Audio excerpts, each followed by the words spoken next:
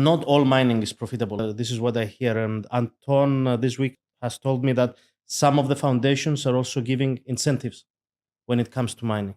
I think I can call it out. It's Solana, actually. Yeah, Solana subsidizes heavily through the foundation model because mining is completely on. That's not uncommon, right? With protocols that you kind of subsidize your infrastructure ecosystem, right? But on the Bitcoin part, I mean, it's actually quite interesting, right? Because 80 to 90% of your OPEX in mining is energy cost.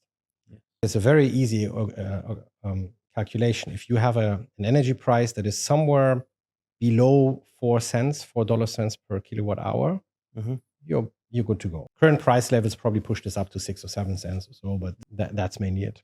And what's the price in UAE or in MENA region on average? It always depends, right? Because I mean, I can't spoil the price because that was really like government negotiation. I'm asking the right question. Sorry, but I can tell you something. So the benchmark. So in the MENA region, right? General, not only UAE, but in the MENA region, you should be able, if you have the right support, to secure a price of 3 cents. Right? But then again, you need to buy the land. You need to buy the miners. You need to get the people. You need to connect as well.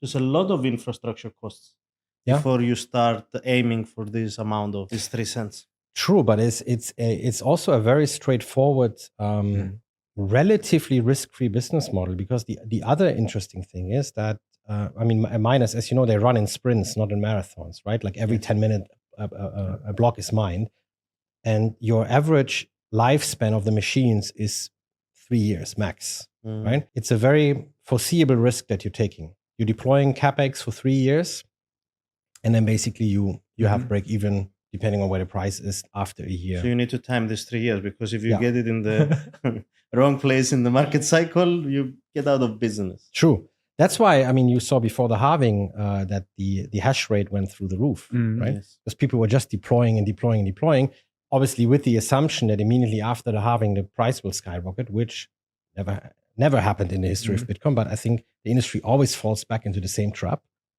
right? Because you usually see that 6 months after the halving, nothing happens really, right?